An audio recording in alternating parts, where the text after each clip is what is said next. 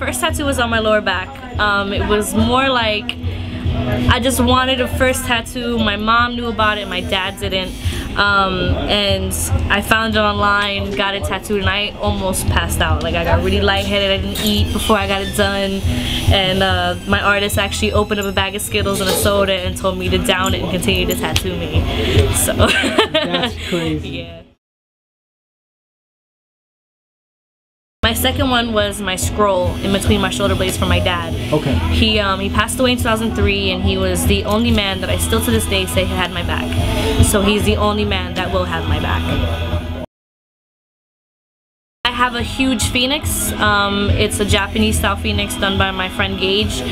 He works at a Rising Dragon Tattoos, and he's been a really good artist with me. It represents like the passing of how phoenixes, they're born from their ashes. Like, you can rebuild yourself from like your lowest point. And when my father passed away, I became a completely different person, and I was cold-hearted, didn't really care about anybody. And basically after a while it took me to get myself back, so that's when I got the big tattoo to represent that. Awesome. So yeah.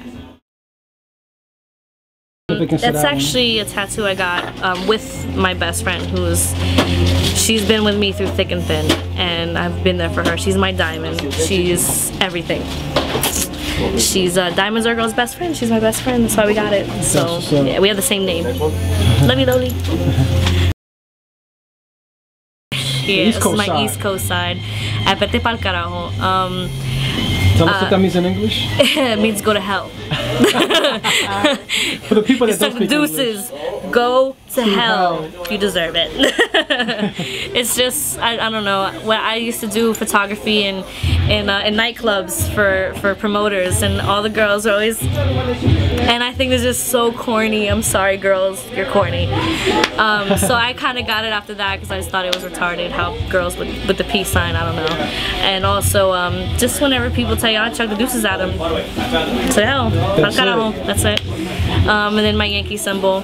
Yankee fan. Definitely. Bronx Bombers. All you know day. how it is. On my left hand, I have an LA on my wedding ring finger. My initials are LA, and also I think California is, if I wasn't in New York, I would either be in California and LA, I would be in Miami, somewhere hot, somewhere where they don't look at you like you have a huge penis growing out of your forehead because you're different, you know, because everybody out there has their own style and personality, and I love that. On the side of that finger, I have a gun with purple smoke. One of my nicknames is Bang Bang or Pistola because my personality, I'm very out there and just like the lightning bolt. Pretty much, yeah. On my middle finger I have brass knuckles. Me and a few of my really close friends that I feel like are brothers, we have that because, you know, through thick and thin we could beat each other up and hate each other, but we always end up having a bond where we love each other to death. And then I have a teardrop for it's like a symbol of me like telling myself not to cry when I really want to, or it's also a joke whenever people are like whining and complaining, I just stop crying, you know, cry baby. I also have the heart, which in Latin it means I wear my heart on my sleeve. I got that after a pretty bad breakup. Somebody that I really cared about just shit on me, and I know you're gonna watch this. You shit on me. Hey, it happens. Guys are jerks sometimes. It happens to the best. It's a little, it's basically a picture of a statue and a chrysanthemum flower. It was placed together on a table, and I took a picture of it because it just looked really cute. It was this ivory Buddha sleeping with his head down on his knees like he hadn't slept all day, and a beautiful flower just next to him. The Buddha is in black and gray because of, you know, the stoneness of his structure as he's sleeping, and the beauty of the flower next to it. It was an amazing photo, and I still have it to this day. It's actually in my house. So I got it tattooed on me because I thought it was one of the best pictures I've ever taken in my life. So. And it looks hot. Thanks. Alright, I have, it's a skull geisha. She's, I read Memoirs of a Geisha.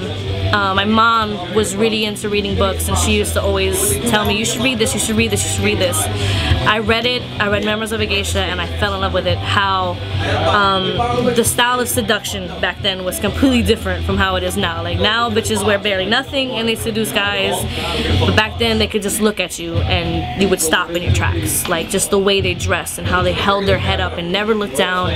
They were artists, they sang, they danced, they did art, they were overall entertainers, and men would fall head over heels with their talent, their beauty, and how educated they felt, and they were. Like their aura was insane, but deep down inside they were not free to love who they wanted, so they felt dead inside. Like they were putting on these shows and these plays for people, and really deep down inside they were crying because they wanted to love who they wanted to. They wanted to be with their family. They were sold, you know, into different houses because their parents couldn't pay a debt, or you know, they were separated from their families during war, and deep down inside, no matter how beautiful they felt they were, or how many times people would tell me you're amazing, you're absolutely gorgeous, you know, deep down inside you feel dead because you may not feel the way you look on the outside, and that's why I have it like that. And then next to that one I have Hatsumomo from the movie Memoirs of a Geisha, because she was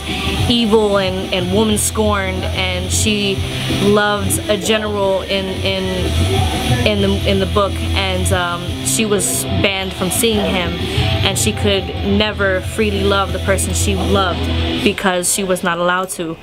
So that was just, I just loved how evil she was in the movie and in the book, how she just tried to sabotage everybody because of her own unhappiness, and it was just because she just wanted to love who she wanted to love.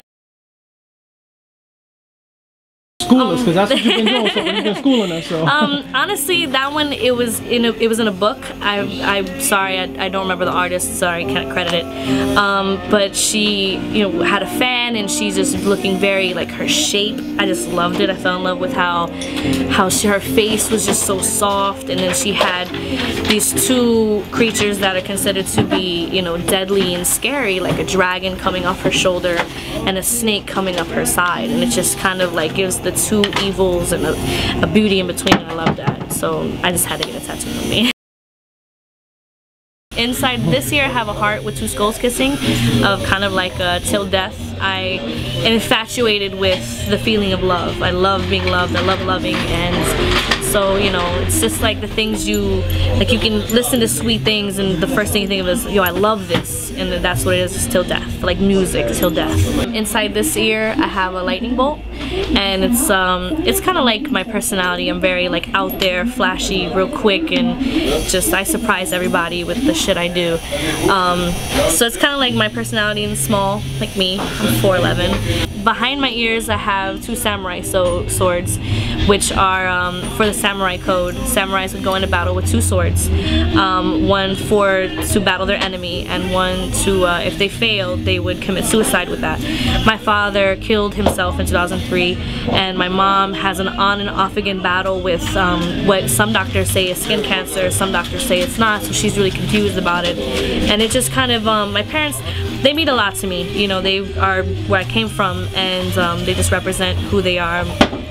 They're both like angel and devil on each side, you know, one's in one ear, one's in the other, so that's why I have them there. Definitely deep meaning. Yeah, definitely. Yeah, it's one of my like discreet, like holy shit, I didn't know you had a tattoo on your lip. I got it from a friend of mine named Lee. She does cosmetic tattooing and all the other good stuff, and it was just like a spur of the moment thing. She was like, you know, I really want to do symbols, and so she was like, let me do something on you. So I was like, how about a heart? She was like, let me do a heart on your lip. Why not? Just do it. And I love it. I think it's real feminine. It's just really cute when people look at you like, oh wow, that's a heart on your lip. I'm like, yeah. I think you're about to start a trend. I think a lot of people. Yeah. Fighters, I'm kidding. That's my sugar skull. I love the Mexican culture of the Day of the Dead and Dia de los Muertos. It's their celebration of life in death and the afterlife. And I'm really like, the art is beautiful, and how they are so intricate in their designs and skulls, and how they beautify you know, something that some people find to be so like just down and depressing and blue, that they find a beauty in that and make it a huge holiday, and I love it. Yeah, it's definitely big out there. Yeah. It's Latin for Decoris Calamitas, which means beautiful disaster, and it's in reference to how the beauty of life when you're born and the disaster of death. There's no more memories, there's no more things to accomplish. It's done, it's over with. You were worm food after that. So yeah, it's really prominent in my life about, you know, beautiful and disaster. It happens, life. Definitely. It's Carpe Noctem, seize the night. It's Latin for seize the night. It's, you know, everybody's Carpe Diem, seize the day, take the day for what it is. But what happens at night? You know, you sleep at night, you dream at night, and that's when you make your own, you know, I want to do this, I dreamt of this, I want to make it happen. You know, people say follow your dreams. Why not seize the night while you're at it? Okay, those are my two probably my most painful tattoos. But they were definitely worth it. The one on my right foot is a lotus flower. In Asian culture, it's considered a symbol of power and femininity, and I would represent that to my mom. And she can be so, she's a Taurus, she's hard-headed and stubborn, she's a pain in my ass, but I love her regardless. The one on my left foot is for my dad. Chrysanthemum is a flower that's just really cool and just, it flows in the wind, it's beautiful, and his personality is real cool and calm and real chill, and that's, he was left-handed as well, my mom was right-handed, so that's why it's kind of like my balance, kind of like my form of yin and yang for me. For my parents, they're the ground I walk on, they're, you know, my foundation, so that's why I had that there. You gotta show us that one. I gotta show my viewers that.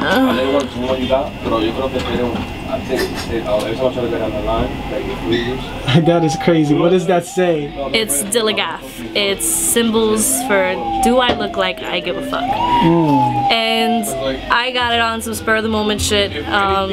We were actually having a conversation in the shop, and it was pretty much about how we could be on the train and people look at us like we're the odd ones. And just because we're modded, we have tattoos and piercings, our ears are stretched, but I mean, back in the days, like you look at our ancestors from Taino Indians to Polynesian tribals, they all had tattoos and piercings.